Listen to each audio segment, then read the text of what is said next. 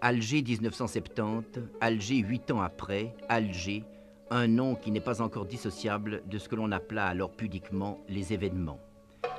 La capitale de la République algérienne démocratique et populaire a changé de visage et prépare des lendemains qu'elle souhaite meilleurs.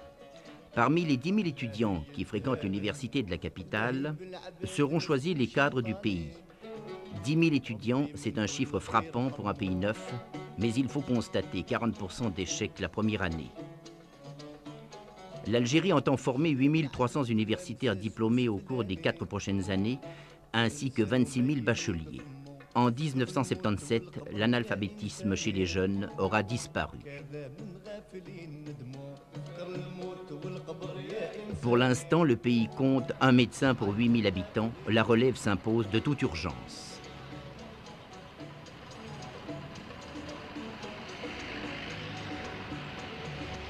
En se promenant à Alger aujourd'hui, on constate que le gigantesque effort de la nation pour la prospérité n'a pas tué tout pittoresque. Si la Révolution a fait de la mendicité un délit, a banni du spectacle quotidien les petits cireurs de chaussures, les femmes demeurent voilées et la Casbah exerce son pouvoir de fascination sur le touriste. Certes, beaucoup de magasins ont été nationalisés. Le marchandage et le bakchiche sont considérés comme anti-révolutionnaires, mais à première vue, chacun a l'air de s'en mieux porter. 80 000 Européens vivent encore ici, en parfaite harmonie. L'Algérie est un pays jeune, puisque 57% de sa population, environ 13 millions d'habitants, est constituée par les moins de 20 ans.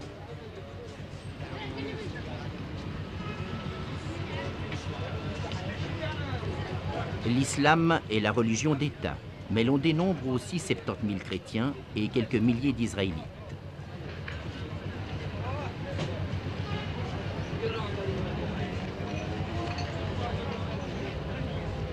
Si l'oisiveté méditerranéenne est un spectacle devenu rare à Alger, c'est que des dizaines de milliers de nouveaux emplois sont créés au fur et à mesure de l'industrialisation. Aussi le petit négoce de la rue est-il moins apparent qu'il ne l'est chez les pays frères du Maghreb, le Maroc et la Tunisie. Plongeons-nous un instant dans l'ambiance de la Casbah, où l'odeur typique des brochettes grillées domine. Mais il n'y a pas que l'Algérie de la légende, un pays près de 5 fois plus grand que la France. Non. C'est ailleurs que bat le cœur de l'Algérie, ailleurs, dans le grand sud où jaillit le pétrole. Nous y reviendrons tout à l'heure.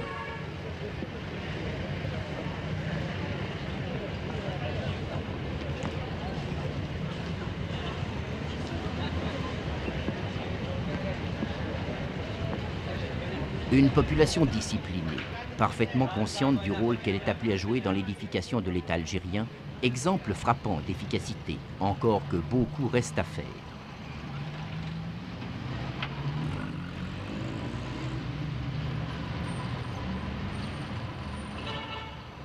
Mais quittons la Casbah pour le port d'Alger. Près de 10 km de quai, une capacité insuffisante par rapport au développement national.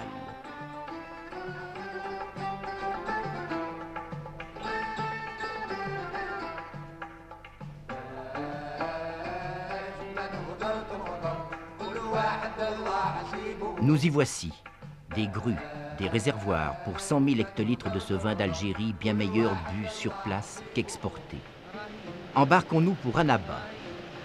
Annaba, centre sidérurgique, capitale pour l'industrie algérienne. Et qui fabrique-t-on? Des tubes, bien sûr, pour les pipelines.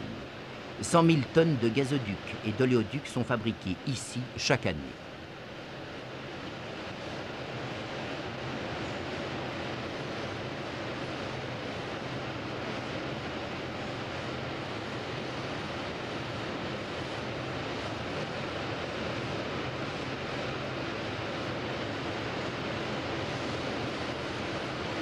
Le salaire horaire d'un manœuvre est d'environ 2 dinars, moins de 2 francs suisses. L'ouvrier spécialisé gagne jusqu'à 3,75 dinars. Les prix sont en rapport avec ces salaires.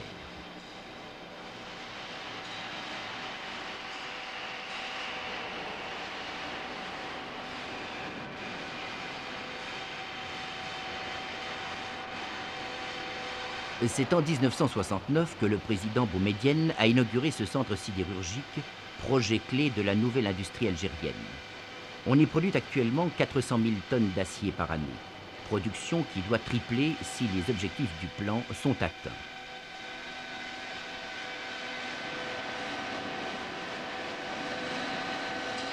L'usine se trouve à 11 km seulement du port d'Annaba. On n'y produira pas que des tubes, mais encore une vaste gamme de produits plats indispensables aux industries mécaniques.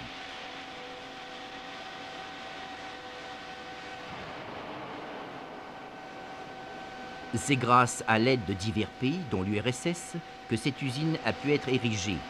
Et ce sont des cadres algériens qui en tiennent les gouvernes.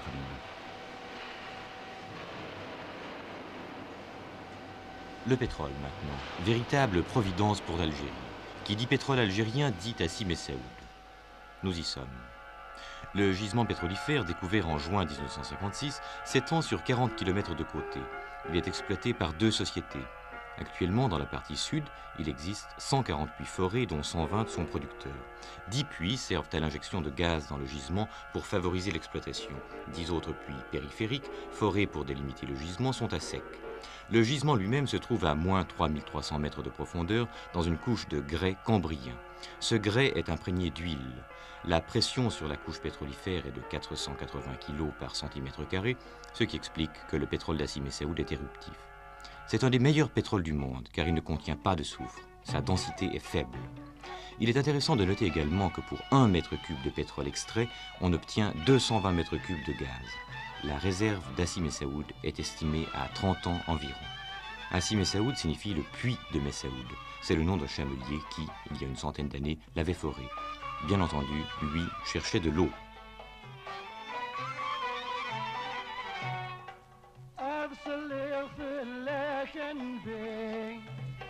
L'Algérie s'est fixé pour objectif une production annuelle de 100 millions de tonnes de pétrole brut. Notons que 300 experts pétroliers soviétiques recherchent actuellement de nouveaux gisements dans le Hogar. Mais Hassim Messaoud, c'est aussi cette incroyable ville artificielle, entièrement climatisée, qui a été érigée de toutes pièces aux portes du grand erg oriental en plein Sahara. Ici vivent ceux qu'on appelle les pétroliers, cette race à part, ces hommes capables de résister aux températures sahariennes sans maugréer. Ils gagnent beaucoup d'argent, mais ont la réputation de le dépenser aussitôt en Europe. On travaille quelques semaines et l'on va se reposer quelques semaines, au frais. Il y a 15 ans, il n'y avait ici qu'un désert brûlant. On en a fait un véritable jardin.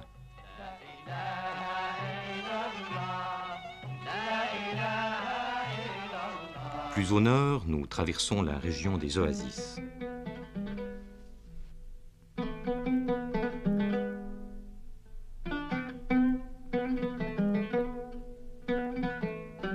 Gardaïa en est la perle.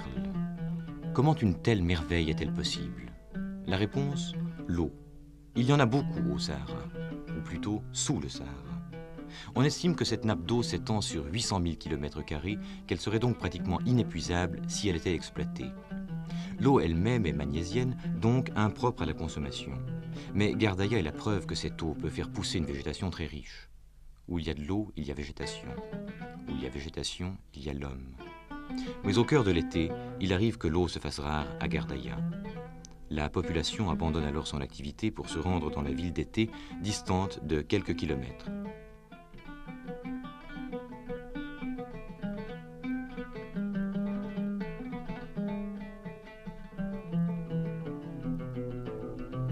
Gardaïa est l'oasis saharienne par excellence. En dehors de ses murs, c'est le désert. Et pourtant, cette petite ville vit par elle-même. Commerce, artisanat sont ses principales ressources. C'était autrefois la capitale des oasis. Les grandes caravanes ne manquaient pas de s'y arrêter. Aujourd'hui, l'oasis est équipée de puissantes pompes qui permettent l'extraction continue de l'eau, eau d'ailleurs assez rare pour les besoins domestiques.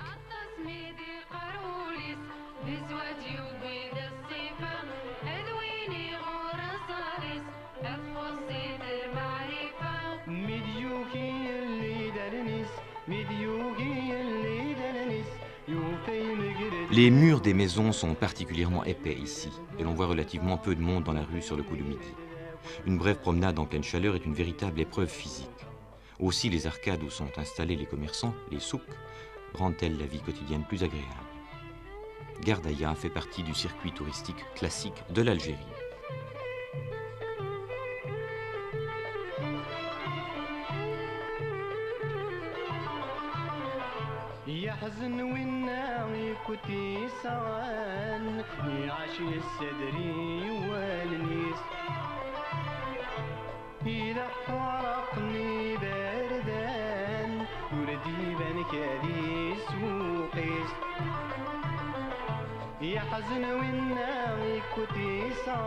On peut se demander pourquoi, dans un pays de pétrole comme l'Algérie, on ait encore recours à l'âne pour les petits transports.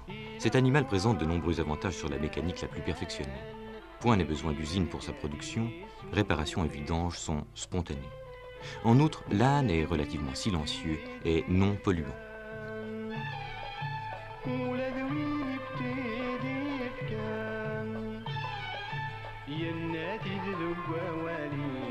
Et puis, l'âne, c'est aussi moins coûteux que le chameau.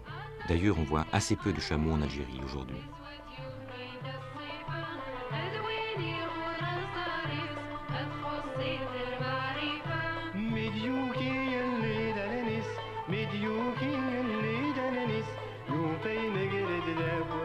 Dans le sud, voici la façon classique de se voiler.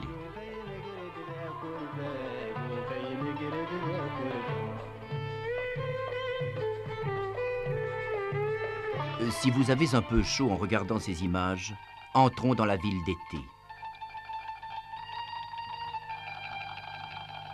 Là, c'est l'ingéniosité de l'homme qui a présidé à la naissance de l'oasis. On compte en effet sur une crue de l'oued voisin pour remplir les gigantesques réservoirs communs ou individuels des habitants. À cet effet, un réseau fort compliqué de canalisation en pierre à la méthode romaine s'étend sous les habitations. Les rues elles-mêmes, fort étroites, sont des canaux. 2 ou 3 fois par année, les réservoirs s'emplissent et l'oasis revit.